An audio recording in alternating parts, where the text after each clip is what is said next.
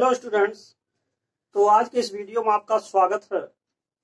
आज हम चर्चा करेंगे असर्टिव सेंटेंस के इनडायरेक्ट बनाने के लिए जो दूसरा खंड है, जिसको आप कह सकते हैं दूसरा परिवर्तन, जिसका नाम है वर्ड्स चेंजिंग। जैसा कि आपने पहला परिवर्तन जो आपका पर्सनल चेंजिंग है वह पिछले वीडियोज में आप देख चुके होंगे। तो आइए अब शुरू करते हैं नंबर 2 पॉइंट जो आपका वर्ड्स चेंजिंग है उसके बारे में। तो देखिए यहाँ नंबर 2 लिखा है वर्ड्स चेंजिंग, यानी कि शब्द परिवर्तन। तो जब आप डायरेक्ट से इनडायरेक्ट बनाते हैं तो कई बार कुछ ऐसे शब्द होते हैं, इन शब्दों को भी इनडायरेक्ट में जब बदला जाता है तो दूसरे नए शब्दों में बदल दिया जाता है।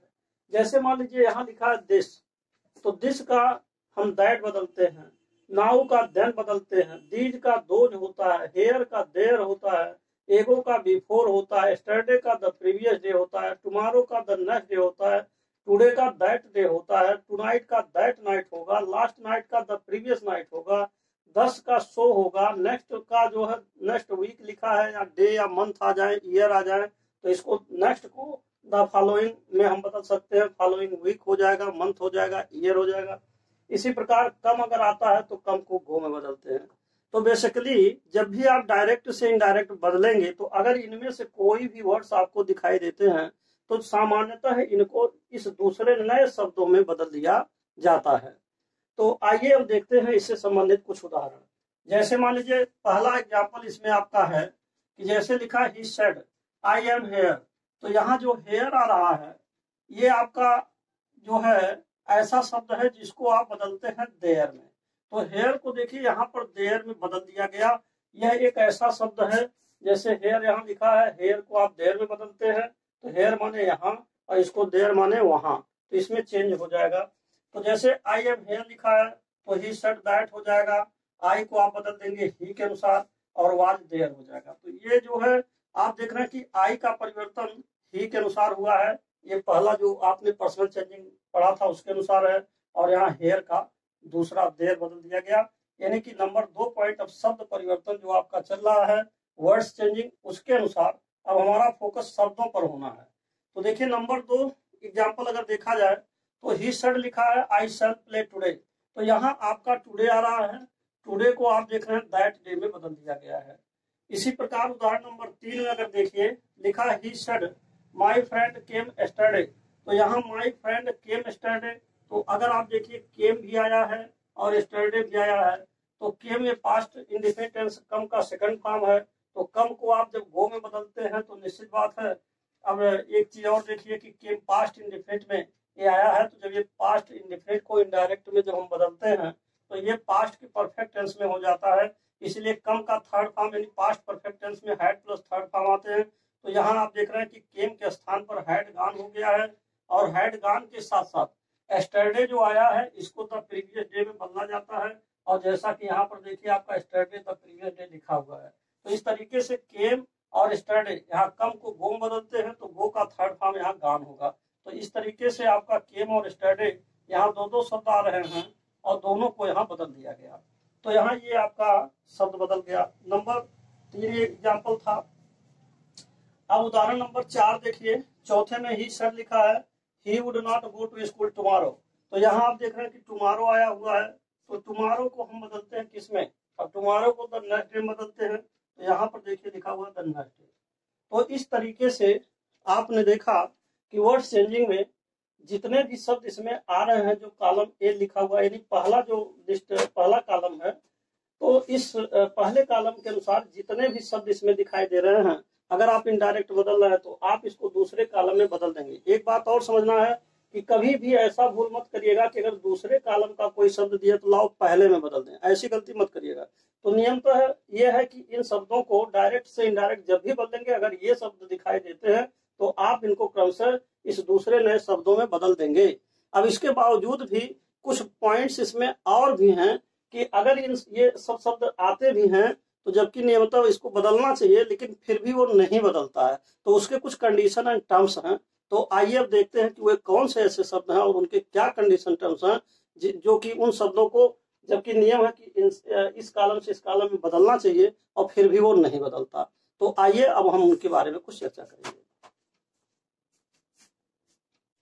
तो देखिए, इसमें आपका कंडीशन नंबर 1 है। पहला कंडीशन यह है कि अगर दिस, नाउ, हियर, ईटीसी शब्द किसी ऐसे वस्तु, स्थान या समय की ओर संकेत कर रहे हों जो कहते समय वक्ता के सामने उपस्थित हों, तो इन शब्दों को हम व्यक्त नहीं करते। जैसे मान लीजिए इसमें दिस है, नो है, दीज है, हियर है, इन शब्दों का प्रयोग अगर मान लीजिए जो स्पीकर है बात कर रहा है और उसके सामने ही मौजूद हो, तो ऐसी स्थिति में इसमें कोई परिवर्तन नहीं किया जाता है, इनको ऐसे के वैसे लिख देते हैं। जैसे उदाहरण देखिए, पहला लिखा है कि he said to me this is my house. तो ये स्पीकर के सामने अगर वो हाउस है और कह रहा है कि दिस इज माई हाउस, तो इसमें कोई चेंजिंग नहीं होगा। दिस को आप दिस उतार देंगे, केवल आप देखिए इसमें जो टेंसेज है वो बदल रहा है। जैसे दिस इज माई हाउस है तो आपका दिस वाज हो जाएगा, माई जो सब्जेक्ट है ये बदल रहा है, ये आपका हिज हो गया, और यहाँ दिस में कोई चेंजिंग नहीं हुआ। तो कहने का मतलब दिस का वाज हो गया, माई का आपका हिज बदला। यानी कि जैसे कि 3 परिवर्तन इसमें हो रहे हैं, तो 3 परिवर्तन जो होते हैं उनमें से जो शब्द का परिवर्तन है, जैसे मान लीजिए सब्जेक्ट चेंजिंग है, जैसे पर्सनल चेंजिंग है, फिर वर्ड्स चेंजिंग है, फिर टेंस चेंजिंग है, तो इनमें से वर्ड्स चेंजिंग में जो शब्दों को हम बदलते थे, ये शब्द जो है ऐसे कंडीशन के आने पर, ये जो कंडीशन लिखा हुआ है, इस कंडीशन के आने पर इन शब्दों में भी परिवर्तन नहीं करना है, इनको वैसे के वैसे आपको लिख देना है। तो देखिए ये आपका है। बाकी जो परिवर्तन होना है वो होगा। जैसे मान लीजिए आपका जो पर्सनल चेंजिंग है ये होगा, जो टेंस चेंजिंग है ये चलेगा, लेकिन इसमें ये नहीं बदलेगा। अब आगे देखिए दूसरा, the leader said I am glad to be here this morning. तो यहाँ देखिए हियर आया है और दिस आया है और मॉर्निंग आया है। तो यहाँ पर हियर और दिस, ये 2 शब्द ऐसे हैं जिनको आप बदल सकते हैं, लेकिन बदला नहीं गया है, क्योंकि हियर का हियर उतार दिया गया और दिस का दिस उतार दिया गया। इसी प्रकार आप देखिए यहाँ नाउ आया हुआ है, नाउ का आपका नाउ उतार दिया गया। क्यों? क्योंकि इस समय ये जो शब्द प्रयोग किए गए हैं ये वक्ता के सामने उपस्थित हैं, ये उस समय वक्ता के सामने उपस्थित हैं, इसीलिए हम इन शब्दों को नहीं बदलेंगे। तो यही कंडीशन आपको याद रखना है कि कंडीशन नंबर 1 है कि दिस, नाउ, हियर, ईटीसी जो भी शब्द हैं किसी ऐसे वस्तु या स्थान की ओर अगर संकेत कर रहे हो, संकेत करते हो जो कहते समय वक्ता के सामने उपस्थित हो, अगर ये टर्म्स है, ये कंडीशन है, तो इसमें बदलाव नहीं करेंगे। और इसमें अभी आपका एक कंडीशन और है, अब आइए आप उसको देखिए। अब आप देखिए कंडीशन नंबर 2 के बारे में। दूसरा कंडीशन ये कह रहा है कि जैसे दिस या दीज का प्रयोग यदि समय के लिए प्रयोग हो, कहने का मतलब दिस या दीज का प्रयोग अगर समय के लिए किया गया है, यदि समय के लिए प्रयोग हो, तो दिस का दैट और दीज का दोज में बदलते हैं। कहने का मतलब यह है दिस का दैट बदला जाता है जैसे यहाँ लिखा हुआ है, और दीज का दोज। तो अगर ये समय के लिए प्रयोग हो रहा है तो दिस का दैट, दीज का दोज आप बदल सकते हैं। परंतु यदि एडजेक्टिव की भांति प्रयोग हो तो हम ऐसे स्थिति में फिर भी दिस का दैट, दीज का दोज बदल सकते हैं, लेकिन यदि चाहें तो उसके स्थान पर हम दा का भी प्रयोग कर सकते हैं।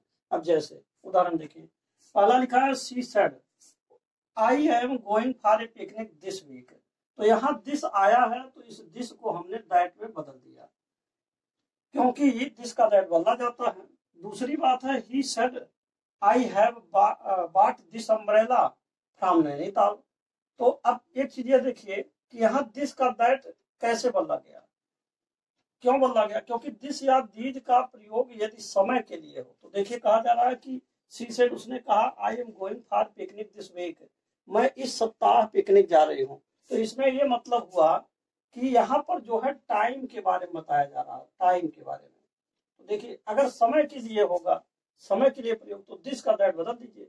लेकिन यहाँ देखिए I have bought this umbrella from Nainital, तो यहाँ दिस अम्ब्रेला, दिस तो आया, लेकिन अम्ब्रेला जो नाउन है इससे पहले आ गया, तो यह एक एडजेक्टिव की भांति प्रयोग हो रहा है यहाँ पर। तो जब अगर यह एडजेक्टिव की तरह प्रयोग होगा तब आप क्या करेंगे, फिर भी आप दिस का दैट लिख सकते हैं। जैसे मान लीजिए यहाँ लिखा he said that he had bought that umbrella, तो दिस का दैट आप लिख सकते हैं, कोई गलत नहीं है। जिसका दैट बदला जा सकता है। परंतु अगर चाहें तो यहाँ पर आप लिख सकते हैं आर अथवा करके दिया है कि he said that he had bought the umbrella from Nainital, तो यहाँ पर दा का प्रयोग किया गया। तो कहने का मतलब यही कि अगर ये एडजेक्टिव की तरह आए तो आप ऐसे स्थिति में दा का भी प्रयोग कर सकते हैं, जो ज्यादा उत्तम होगा। तो इस प्रकार आपने देखा कि जो असर्टिव सेंटेंस में चेंजिंग चल रहा था, पर्सन चेंजिंग, उसके बाद ये नंबर 2 जो आपका चल रहा था जो वर्ड्स चेंजिंग है, अब ये आपका समाप्त हुआ। अब तीसरा जो आपका टेंस चेंजिंग है, ये आप नेक्स्ट वीडियो में पढ़ेंगे। तो अब ये वीडियो यहीं पर समाप्त होता है और मैं ये आशा करता हूं कि आपको वर्ड्स चेंजिंग के बारे में अच्छी तरह से समझ में आ गया होगा कि कहां कहां पर बदलेंगे, कैसे बदलेंगे। जैसे नियमतः ये जो पहले कॉलम के हैं इनको अगर दिखाई देते हैं तो आप दूसरे कॉलम में तुरंत बदल दीजिए, परंतु इसके कुछ कंडीशन और टर्म्स हैं, जैसा कि मैंने 2 कंडीशन आपको बतलाया है। अगर वो कंडीशन फॉलो हो रहा है तो उसमें नहीं बदलते हैं, और एक कंडीशन आपका ये सामने है जो कि आप इस कंडीशन में दा का प्रयोग करते हैं। जैसे मान लीजिए अगर मान लीजिए टाइम के लिए तो कोई परिवर्तन नहीं है, लेकिन अगर एडजेक्टिव के रूप में है तो यहाँ पर दा के रूप में प्रयोग कर सकते हैं, यानी कि उसके स्थान पर दा लगा सकते हैं, आर्टिकल दा का प्रयोग कर सकते हैं। तो ये मैं उम्मीद करता हूं कि आप अच्छी तरीके से इस बात को समझ गए होंगे। तो अब अंत में मैं आपसे यही कहूंगा कि यदि आप मेरे चैनल पर पहली बार हैं तो कृपया मेरे चैनल को सब्सक्राइब अवश्य कर दें, साथ ही साथ बेल आइकन भी प्रेस कर दें, जिससे कि जो भी नए नए वीडियोज में बनाऊं उसका नोटिफिकेशन आप तक पहुंच सके। और अंत में मैं यही कहूंगा, and finally thanks for watching this video.